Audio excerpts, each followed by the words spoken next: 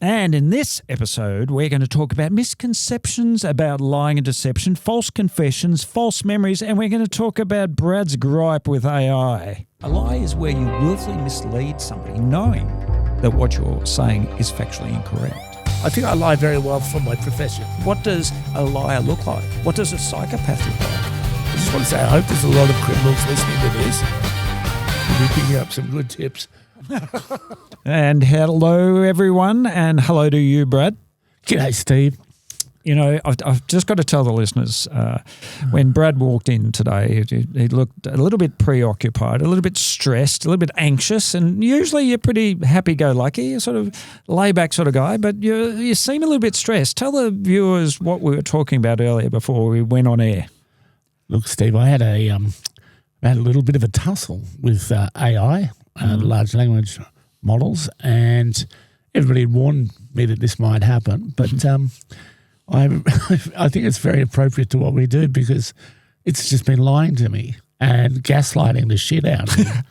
I was trying to get it to do it. I mean, I've been kind of using it to help me and do some research, and I was trying to get it to do, well, it said it could design a form, which would be an online fillable form, that I use for my comedy students.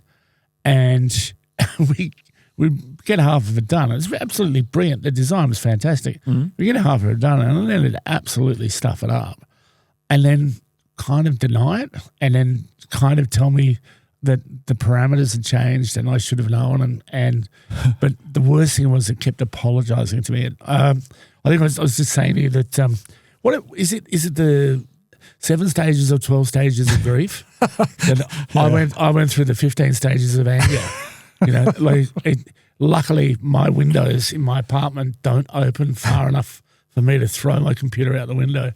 But it was, and it just, I got through it all, and I came out the other side, and I just kind of, because I went through like 5 or 6 hours with 2 different LLMs, 2 different AI agents, and I at the end of it, I just realised, all the lying and the apologising, and I just wrote the joke, and I just said, AI is a bottom masquerading as a top.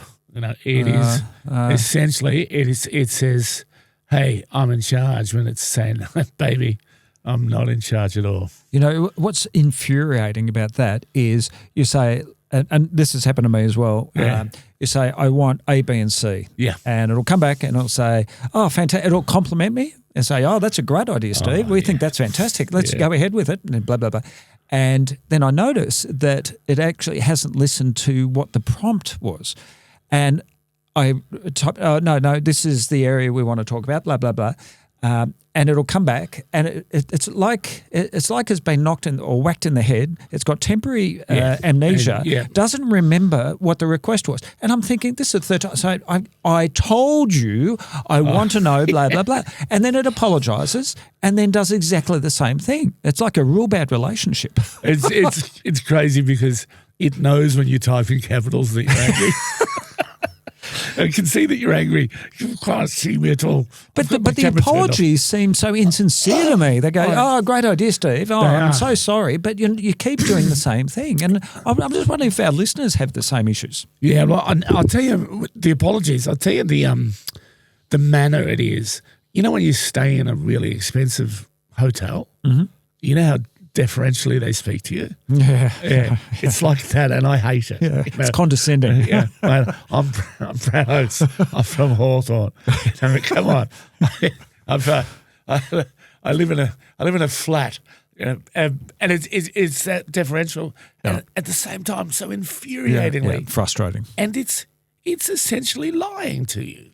Well, you do know that there's been cases now where they found that AI has the ability to mislead you and to actually lie to – and this is the problem. So when you consider that a lot of the information is accessed through the internet, and we know there's a lot of rubbish on the internet. Yes.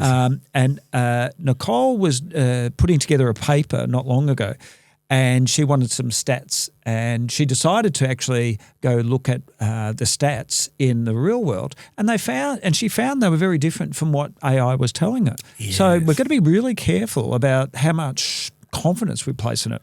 I know. I wonder if that's what the flattery is all about. It's just so that, you know, like Brad, you're a really good lover. You really are. No, you're the best I've ever had. You know, come on. So, yeah, it's interesting. So that sort of segues into what we're going to talk about today. So, you know, and what made me think about the subject today, I was asked to speak on another podcast on the a couple of days ago, which I did, and there were two interviewers, and they were quoting things that I'd noticed that a lot of people make mistakes about when it comes to reading people and detecting deception and all that type of thing. So what I want to talk about today is some of the misconceptions and mistakes that people make when it comes to lying. So we've talked about, you know, different industries, what they do. We've spoken about lying in marketing, we've different areas and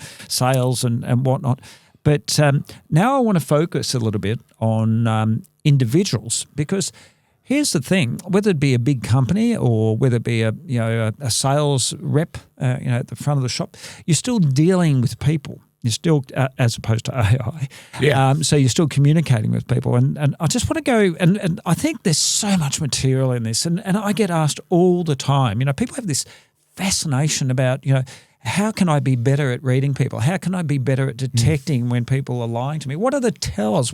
And I know we've briefly talked about them in the early episodes, but what I want to cover is some of the misconceptions about why innocent people often appear more suspicious than guilty people. And there are a number of reasons that occur. So what do you? I'll just throw it over to you. What do you think would be one or two of the reasons why innocent people may seem a little bit guilty? And before I'll give you time to process that. But when I was a detective, sometimes you deal with people who've never ever had any involvement with police. And, of course, culturally, they could come from countries where they don't trust. There's a distrust of police. And, they seem nervous and all that. It doesn't necessarily mean that they may be lying. No, it's it is that perception because, all transactions have status in them. Couples tend to often have equal status, but which still varies. If I have information you don't have, my status will be, elevated. And you can use that to your advantage. And I think too that you mentioned people who, may not be have had transactions with the police. Transactions, bad word. Have not. I'm not talking banking. I'm talking about encounters with the police. Yeah. So their opinion is probably going to be influenced by media and by popular culture. But also, too, that I know that as soon as you get into the presence of a police officer who may, in fact, be standing while you're sitting, your status is very low. And so I'd say that the number one reason why people might admit to things is they're shooting themselves. Yeah. And they want to appease. And we will talk about false confessions a little bit later because I think that's a very valid point. Right. And there are, there are different interviewing techniques and styles in the States, and I've seen them in action, where they've obtained admissions or confessions, but they've been false. Yeah. But just going back a bit, I think one of the reasons that people may appear suspicious is because of the fear of not being believed. That's a big motivator as well. And as you've got to understand in any interview, I've often said there's no such thing as a bad interviewee, but there's definitely such a thing as a bad interviewer because A, they're not asking the right questions, or B, they're misreading what's being said during the process or interview. Well, look, I think the fear is going to be a thing too. I did a show in Pentridge Prison as a comedian with a number of other comedians. In the 90s, and I went into the prison.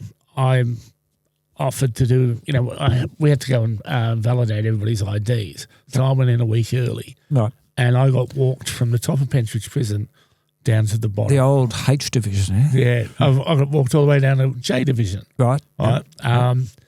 And so I walked through the entire prison, and I've never been scared like that for that consistent period of time. And I would have done anything. So where'd that fear come from? What were you concerned about? Like the fact that I had absolutely no control. Yeah. That I knew I'm a catastrophizer in some respects. I realized somebody could just say, well, we're not going to let you out of here. And I go, okay. Even though that sounds unbelievable, unreasonable to you, isn't it funny how the mind works? Yeah. Well, that's it, because, it's our worst case scenario. And a whole separate thing we could talk about is anxiety. And the best quote I ever heard about anxiety is, anxiety doesn't care for real problems. Anxiety really likes to make them up. But what I'm talking about is the imbalance, and so that I might have wanted to say something because I didn't want to. I perceived I was in trouble. I didn't want to get into further trouble, I suppose. Interesting. Yeah, and I spoke about this on my friend's podcast recently. She's about canines, right? Yep. And because I asked her, apropos us, do dogs, are dogs guilty? And effectively, what was the answer? Well, not really, no, because do they know what guilt is? They don't know that they've done anything wrong, right? What they'll do is they'll respond to your tone of voice, and your manner, and so they'll go, this person's displeased with me. I need to undo that. I wish I knew what I did. I wish I knew why they were displeased with me. Interesting, because I remember watching a doco many years ago, and what had happened was this puppy had been inside all day, and anyway, it had a poop in the corner of the room. And when the owner come home, like some 7 hours later, was quite angry and reprimanded the dog. Yeah. And of course, that many hours later, the dog probably had no idea why it was being punished. It's even worse than that. Because what we used to do, what we were told to do when we had dogs when we were kids, was if the dog dropped the kids off, at the pool in the lounge room, no matter when, you had to rub its nose in it. So it just gives the dog a fear of dog shit.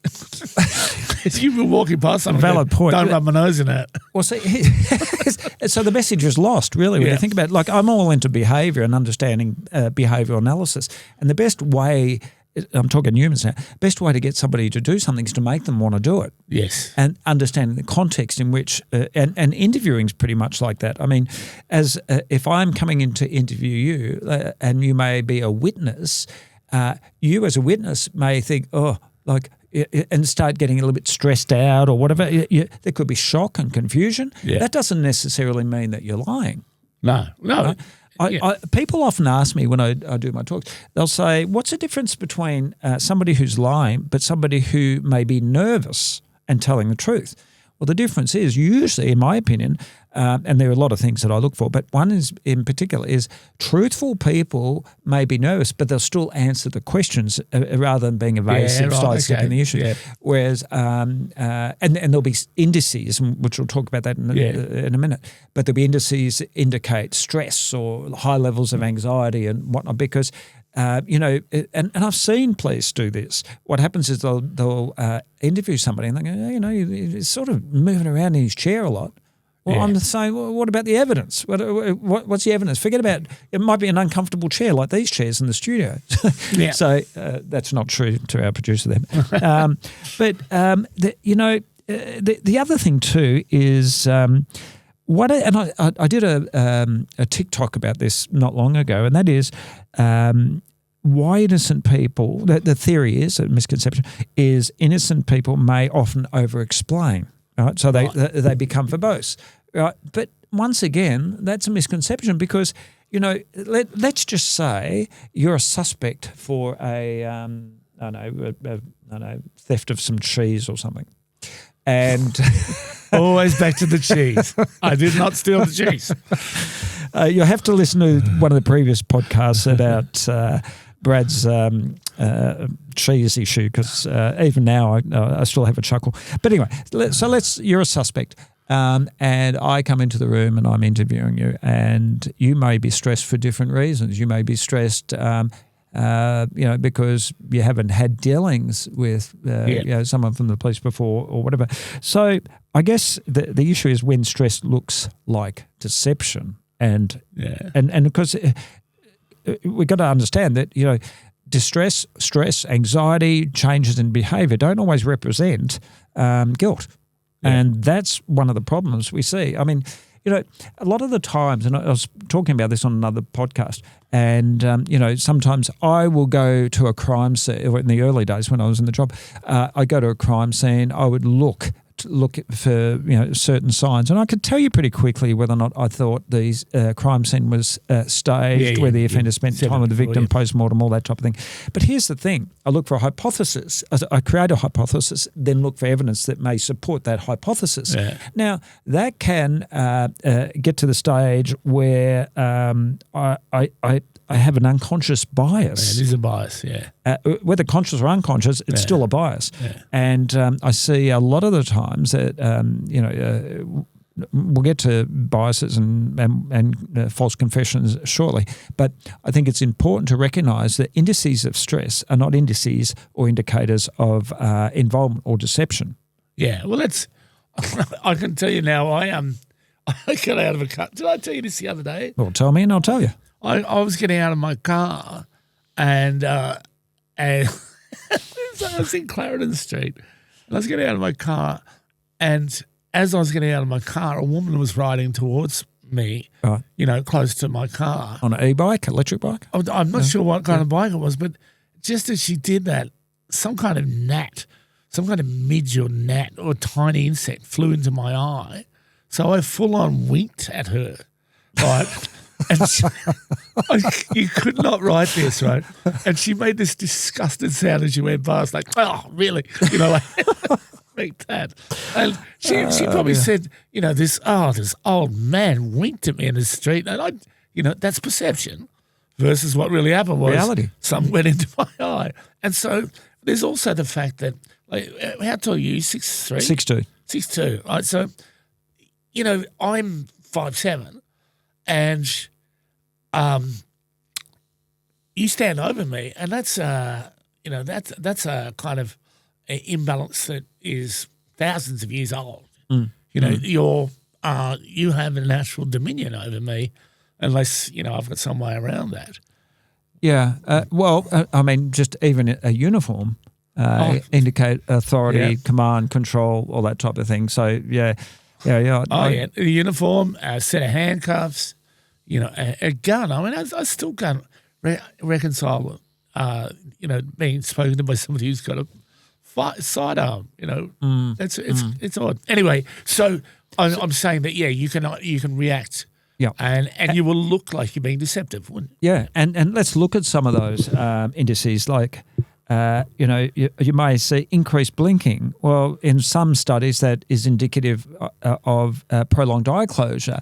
Blink rate, and I have seen one study where they say blink rate can increase 6 to 8-fold after the delivery of a deception. But holistically, you can't just rely on that one-off. It's like, let me give you an example now. Do you remember the teacher you liked the most? You went to Tech, didn't you? Did you go to Tech? Where did you go? High school? Which school? I went to Campbell High School. Campbell High School. What was your favourite teacher? What was the name of your favourite teacher? All right, stop. You just looked up to your right. Yeah. All right. Now, how many times have you heard, you looked away, you must have been lying. So right there, that could be misconstrued and is often misconstrued of you trying to fabricate. But hang on, I didn't even let you answer that question. Yeah. All right. So some of these indices that we look at are not always reflective or representative of avoidance or deception, but more so of neurological recall in your case. Yeah. So wouldn't you put more stock then in perhaps the evidence? Yeah. But also how people respond to that. The evidence, and also the reconstruction of the chain of events. If I say to you, for example, in all honesty, and I say to you something like, and I ran down the street, and you look at me, you go, you're overweight, you don't run. Right? Well, really, it's a very obvious one. But these are like I try, in the people I coach in comedy, I make sure that they don't have things like that in their jokes. You can't say something. So why is that? So that's how more credible. Well, it's a contradiction. But couldn't that be funny though? Like it can be, but that may detract from the where the direction the joke is going in, right. Because when people, this is my science now, right? Yep. When people are watching a comedian, they're taking it in on an intellectual level. They're going, oh, that's funny. But the whole time, their internal monologue is commenting on the veracity of what they're watching, even though they know that they're having jokes told to them. So that if I say to an audience, that sounds unbelievable, I played basketball for 6 hours, or I gave birth to a 6-pound baby, they go, I can't buy that fact. Right. Yep. Now that even extends to it's dangerous to not match what you're saying with what you're looking like. Is that because you lose the audience so they think, it doesn't sound believable? Well, it creates an incongruity in their mind. If I say I ran a marathon on Sunday and they go, on face value, they might say, well, he said it. But that little internal monologue goes, that is highly unlikely. Why is he lying? And do you think that could affect the laughability of the joke? Very much so. Yeah. It's where I said when jokes don't fail because they're not funny, when they're funny but they fail, they tend to fail on basis of incongruity or contextual fail, where you've assumed that people know something. Like if I say, if I talk about trying to get a taxi in a city on a Saturday night, you live in Shepparton and you don't know how fraught that is. Yeah. Right? They're the two major fails. Right. Right? But in particular, you need to, and that's why I've said to you too that I can watch a comedian and I can tell how much truth is in what they say, simply because they may not have gone to the trouble. And I'm not talking about really good comedians, but they may not have gone to the trouble to match how they are to what they say. And I'm sure as an investigator but so you would be, whether it be consciously or subconsciously, you would be analysing these indices, and some of the things you'd be looking at is like fidgeting, looking away, changes in voice, the dry mouth, but that could be nerves too, yeah? Oh, totally. It could be nerves. And I think which doesn't always indicate lying or deception. No, and I think too that in what I do, because I'm constantly assessing my students, watching them on stage or watching videos of them on stage. And so I also have to immediately work out whether or not it's a problem based on, is it nerves? And if it's a problem based on nerves, then that's what I'll address. If it's a problem based on joke construction, then that's what I have to address. And what about delivery too? There's another subject altogether. Delivery, another one. This is the form I was wrestling with AI this morning, because I've identified all the parameters, and one of the parameters is the audience. Yep. Now I have a maxim. I don't blame the audience. You don't blame the audience if they don't laugh at a joke? Is that where you're going? Or? Yeah, generally not if they don't laugh at a joke, but I have to take responsibility for it, because comedy sits on a bed of communication, and if you haven't communicated something properly, then you can't blame built it up like an intro and sort of you can't blame the transmission on the receiver. Is what I'm saying. Good point. Right. So, and there will be exceptions. There will be bad audiences. People will be too drunk. People didn't want comedy. People wanted the strippers. I've had that before. We want the strippers. Get off, fatty. We want the strippers. Right. But so you were the warm-up act. Not even the warm-up. I was the entree they didn't want. Yeah. So yeah, we have to look at all those factors. It is. You see how it permeates so many different aspects of our lives. Oh yeah. In your line of work, comedy and all that, in like the general day-to-day process of us communicating, and we all communicate at different levels, and that's why it's so important to have these skill sets.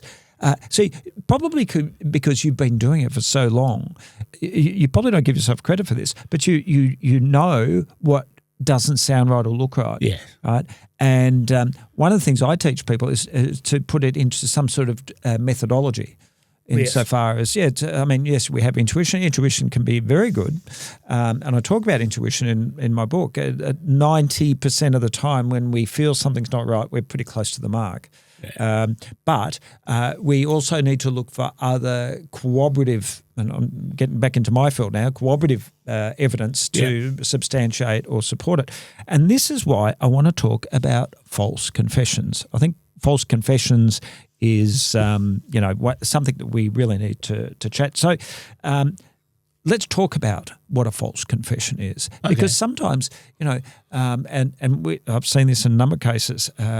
Sometimes, people will do it for notoriety. Sometimes people may be coerced into false confession. I attended a course in the States, and it's called John E. Reed and Associates, and it was like I think it was a 9-step plan. Now, some of it was fantastic. Some of it I was concerned about, and that is because it'll, sometimes you may be interviewing somebody who've got no forensic corroborative evidence, no gunshot residue, biological trace, gunshot, whatever it is, right? So you're interviewing somebody, and some investigators may have an inkling or an intuition or a feeling or a thought, or someone said something, but we still need to corroborate that. And anyway, so it goes through different steps. And I guess you've got to look at why, would people confess to a crime they didn't do? Mm-hmm. And there can be a number of reasons for that. What's the top three? Well, firstly, notoriety, I would say. Again, notoriety. Yep. Coercion. Yep. Threats. Yep. Force. Take the heat off someone else. 100%. But also, you've got to understand that we don't want that. We don't want false confessions. We want the truth. I remember going through detective training school, and the big thing is it's a search for the truth. Whether or not you get the results you want or not, at the end of the day, a prosecutor has to prosecute that. So. And as we've seen with, let's just quickly, we'll get back to confessions in a minute, but eyewitness memory, right? We know that it's notorious for mistakes and errors, and there could be a number of reasons: trauma, ADHD, neurodivergence. There's many different areas why somebody's story may change over time.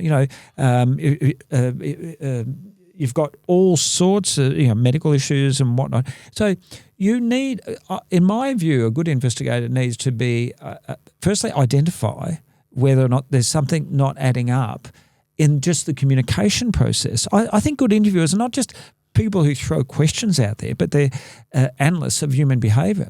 Yeah, I say that. I think too that there is a very, very, very heavy underlying problem as well, which is that if you, in fact, charge and convict the wrong person of a murder, you may have left a murderer out there. Yeah, exactly. Undetected and able to go on.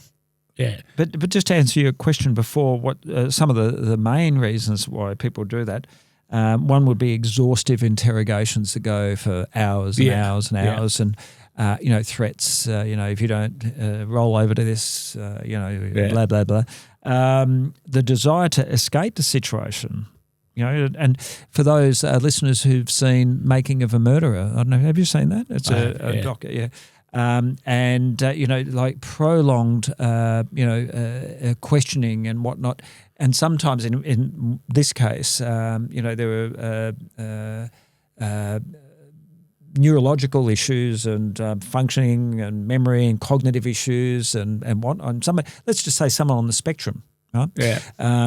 What may sound, a little bit funny to me may make perfect sense to them, but doesn't mean they're being deceptive or lying. There'll be no social graces. You mentioned protecting someone else, and like I briefly said, intellectual disability could have some effect on that. Could I just introduce you to a crazy idea too, which is one of the first bits of graffiti I can remember seeing as a teenager. Once I knew what graffiti was, and I don't mean tagging, I mean where people write stuff on walls, bills here and stuff like that, was all around Melbourne in the inner suburbs, police verbals. Yeah. Right. And it was false confessions. And people being told that they'd been confessed. Now, I know that by the time you went into the police force, I think that was out. But was that something that they taught you about when you? You look at the Roger Rogersons of the world, and for those listeners who don't know, Roger Rogerson, New South Wales, a discredited New South Wales policeman, and notorious for obtaining false confessions. Verbaling, I should say. He said this, he said that. Now, in the early days, and I hate to admit this, but I was part of the early days. We used to do typed records of interview. So, and I remember once seeing, someone who was like half asleep, they're asking questions, and you'd be typing, typical two-finger typing thing. It took forever. But I remember when the trim system come into play in Victoria. The trim system is tape recording of indictable matters. And I remember a lot of police said, it's terrible because, this is a better way. But really, when you think about it, it expedited the process, but also allowed the person you're interviewing time to respond to questions, and it could be more a fuller response. And of course, the transcripts would come back, and it was just easier. I mean, there was no editing. And I don't know why a lot of the police at the time didn't like it. I thought personally it was a great idea because it adds transparency and accountability. I think there was, when I looked this up, when you said we're going to talk about this, I just looked up a couple of, perimeter things. Yep. And one of them was about taped confessions, taped interviews, not confessions. Yep. And so I think a lot of people owe a lot to Fritz Plumer, who invented the tape recorder. Yep. And AEG, who made it something, because without that, 130 years ago, we would not have this today. And the other one was Tipex or Whiteout, because you coppers really can't type on the old typewriter.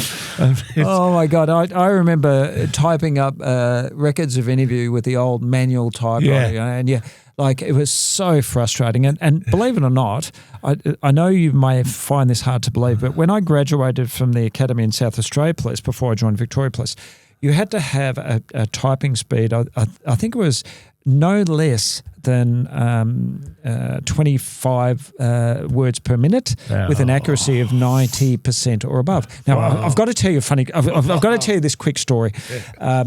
When you graduate, back in South Australia, we had to do that, and we all, to get on what they call the patrolman's or patrol officers course, you had to pass 3 parts: a firearm, a legal, and a typing test. And everyone had no problems with firearms, no problems with legal, but the typing test. So we had a lot of big guys with like mitts, baseball gloves, and they couldn't type, and I could type, and I was a relatively good touch typer, right? Yeah. So anyway. Gavin and Matt, 2 mates of mine, said, Steve, mate, we can't type, but you can type. Yeah. And Pridham, who was the lecturer or teacher, said, okay, here's what's going to happen. You're going to get 3 attempts. Now, if you can't do it on the 3rd attempt, you fail. If you can't get in after 3, you won't be able to touch type. So we decided what we'd do is I would type and then hand my paper. We're sitting in the back of the class. Hand the paper to Gavin. Gavin would hand it in, and then and then Matt, and then I do the final one. So anyway, this is what happens. We start. They go, and I think the first test I typed about 31 words a minute with an accuracy of 94. So I slide it over to Gavin. He puts his name. They go, when you finish, come up the front, put the the paper in there, and walk out of the room. So of course the room gets smaller after the first one. Second one, I think it was about 34 words a minute, accuracy 95%. Slide it over. Matt puts his name on it, and I'm going, okay, I'm getting ready for mine. And Pridham turns around. She goes, that's it, only 2 attempts. And I go, but you said 3. Oh, if you can't do it by 2, you're never going to do it. So I failed the patrolman's course. Yeah. They got out there. I went to City Watch House. They went out in the road catching crooks. So, that's probably we should have prefaced that by anybody, younger than 30 is probably going, what are they talking about? We're talking about a typewriter, not a Well, computer. actually, that's a valid point, isn't it? But like, people don't use typewriters anymore, do they? They word process. No, it's like, saying that the coppers used to hit people with the telephone. You go, what, Nokia? No, iPads. No, not true. Okay, so one thing, and we're running out of time. So I think we got a few more minutes because we started a bit late. Yeah, so I think one of the things I want to talk about is one of the other issues and misconceptions. It comes down to memory. Yeah. So we make the assumption when somebody can't remember, what are they hiding, or what's the problem? Why can't they recall something that was important? Well, there's a number of reasons for that, and that is genuine memories change over time.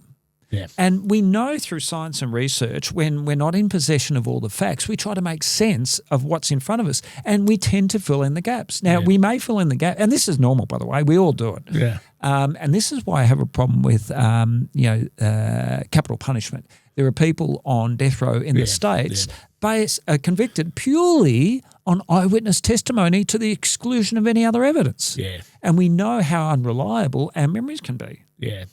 Yeah. And, of course, trauma can affect memory, head trauma. Oh. And see, the other thing is honest people tend to forget important details. Wouldn't it be fair to say, too, that if you're a witness to a violent crime and you'd never seen anything violent in your life, right, and then you saw somebody driving a car on a footpath, you might not be in the best state of mind. Exactly. Yeah, and it might be some time before you are. 100%. And it might also be provocative to be asked to recall the situation. Well, I know from my own experience, I was investigating an armed robbery, and I remember specifically asking the uniform guys to separate the witnesses. I went up to one witness and I said, "What car did you see?" And the first guy said a brown, I think it was a VH Commodore or something like that. The second witness, I said, "What sort of car?" And they said it was a HQ. Yeah. Which is, like, for our listeners, our younger listeners, a different type of car altogether. So why is it that two people saw exactly the same incident, but not only were their recollections different, but the colours of the car were different? So we need to take that into account as well. Sorry, you just made me think of a joke. I was thinking of I imagine a scenario in an armed robbery where people had clown masks, right, and the witnesses agreed that, they had a big red car, and he said, "How many people were in the car?" And they said, it's probably about 60 or 70. Don't make me laugh when I'm taking a drink, all right? I think that's very funny. All right, so and fully. So it's what then? And there's I won't try to pin you down on this. I'll just, on the off chance, what then would, if you had to pick a percentage of bearing that something had on a case, would it be evidence versus testimony? Well, I've always said this. I'm an evidence man. Evidence speaks the loudest because people will mislead you. And here's the point. So a lot of the times, let me give an example. I'm very much into different linguistic models. One is what we call reality monitoring. Okay, so the purpose of understanding, and I've trained lots of investigators in this. Let's just say you go into a restaurant, right? And I'll say, "Tell me about the restaurant." Now, with reality monitoring, you're reliving things that happened. So you might say, I walked in there and I remember the smell of calamari as I walked in there. And as I was walking to the table, I heard a couple arguing about, the price. And then I sat down, and all of a sudden later on, the waiter spilled some water on the table. Now, what's happening there? Is that information important? No. But what happens is they're actually incorporating those events that left a memory. Yeah. Now, let's just say I asked, tell me what happened when the restaurant, and the other person hadn't been in that restaurant. Yeah. Right. They don't have access to those memories because they didn't experience them. So now they have to create them or fabricate or create a memory that never existed. Yeah. And that's what we call, and I know we touched on it briefly in the past, cognitive load is very difficult. So to answer your question, what we need to do is we need to look at we need to baseline that behaviour and look for changes, but we also need to identify whether or not there's any other reasons, whether it be cognitive, head trauma, shock from, like you said, having not seen anything, but also asking the right questions and seeing, does the person include themselves in the narrative of the story, or are they excluding themselves? And is that contradictory to other evidence we may have? Well, if here's another one from left field, which would be, say if you're interviewing somebody who found you attractive, right? And it's possible. Right? We're talking about me or you? Either of us, Stephen. Either of us. So they may want to please you. Yeah. Oh, children. That's a great example, by the way. Yep. Children. I found that sometimes children can make great witnesses. They can be very thorough, specific information, content, detail, feelings, emotion, all that sort of stuff. Great. But on the other side of that coin, sometimes, and we saw this with a big case in the UK, where a number of men had been falsely accused of sexual assault cases on children. And what they found was that the therapist who was asking the children the questions were asking things, and is this man touched you here, pointing to an anatomically correct doll. Now, what's the implication there? The implication is that daddy touched you. Yeah. Or the man touched you. So, and we know sometimes children, in an effort to, satisfy or ingratiate or please an adult, may say what they think they want them to say. It may be very different from a fact. Right. Okay. So, percentage very low, evidence very high. Always, as always. I mean, at the end of the day, forensic evidence, whether it be real evidence, forensic, biological, whatever it is. CCTV. Or, but I'm going to be, look, don't get me wrong, CCTV is great, but what you often don't see is what led up to the event, right? Well, so I mean it in terms of... evidence, in terms of, I wasn't there. Well... Well, or somebody alibying somebody who wasn't there. And I know we spoke about alibis in one of our podcasts. But it all comes down to not just relying on one person looking away or look nervous. Well, as we discussed earlier, they could be nervous because they feel uncomfortable being in a police interview room. It's the police. Yeah. It's the police. And maybe you've got somebody from a country that where police represented authority, were violent, or would smack them around or whatever. So there's that fear of that as well. So holistically, we need to look for many things. And in our next episode, I really want to talk about. We've only scratched the surface here. Oh yeah, why do honest people change the story? We know that truthful people often self-correct. Yeah. Whereas if you... No, I don't. Oh, yes, I do. Yeah, well, you're different. There's always exception to rule.